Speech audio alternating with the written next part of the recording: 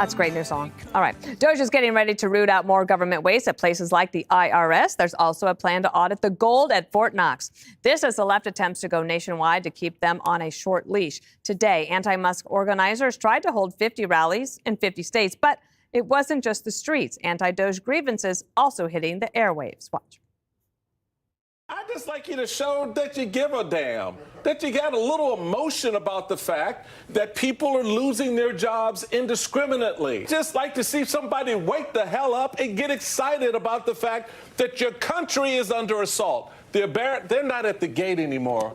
They're in your bedrooms. They're in your living rooms. They're in your businesses. They got your data, dumb. They got all your stuff. Elon Musk has his tentacles in everything you're doing, and nobody seems to give a damn. So that's all I want, somebody to show that they care enough to get off their fat and say something about it.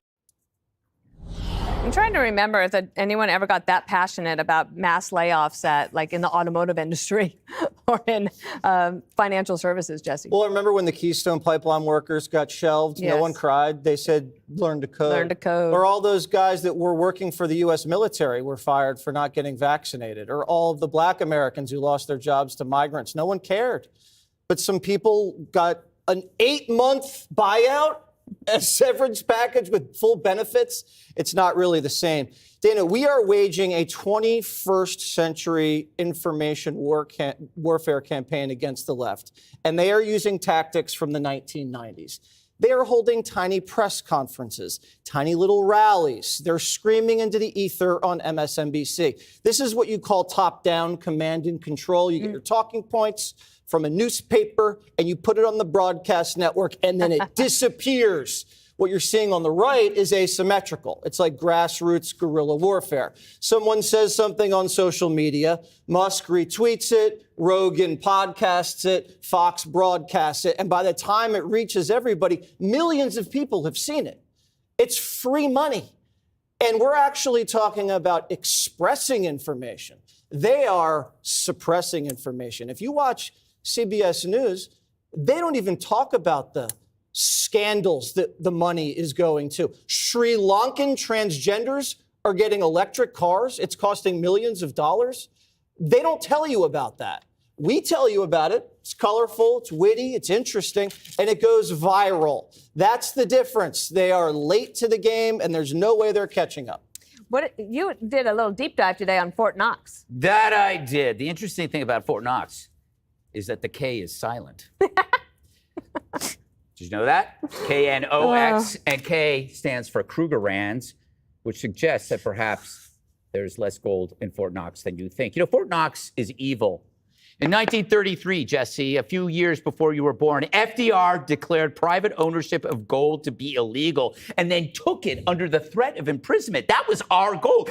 We didn't steal it from the Indians the way it was supposed to be. It was stolen from us. And then a year later, he doubled the price of the gold. And since then, it hasn't been audited since 1953, 148 million troy ounces of gold, and we don't know if it's actually there. What if it's not there at all? Oh, my God. I know. What if I don't know, what if Dr. Phil has it? I have no idea. Poor Michael Steele.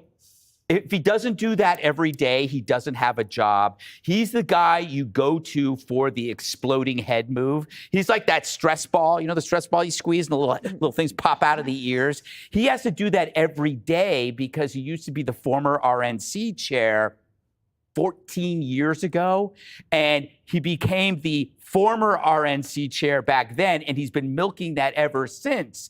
It's not relevant. It's as relevant as saying Ted Bundy was a Boy Scout. He was, believe it or not. I even did research on that.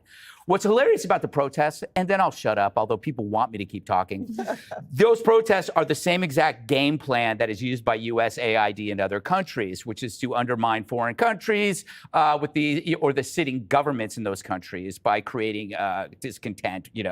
You know they're funding it because the people shouting the loudest are the ones who are on the payroll. The protest really is no different than a guy screaming at a cop because he wants to look through the back of his car because he can smell the pot and the booze. Judge, the president won a case today with the courts, the judicial branch is saying the president, as the head of the executive branch, has the authority to do what he's doing. Presidents do it all the time. Everyone in the executive branch of government is the same as Elon Musk. They're not elected. There is something called a special government employee. And the special government employee, there are thousands of them. There are advisors, there are experts, there are consultants. These are people that the POTUS, the president, appoints. And they have to be permitted to do their jobs. And what cracks me up about Michael Steele is he's saying, show that you give a damn. Well, they did. They voted for Donald Trump because they cared about the border in their pocket, and they cared about crime, and they cared about inflation.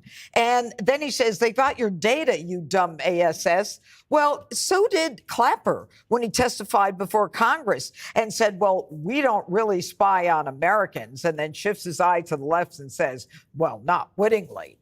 You know, his outrage is so misplaced, and it's simply an example of their attempt to maintain political power. It's not about the American people. It's not about us. It's about their maintaining their power. And I just have two more points to make.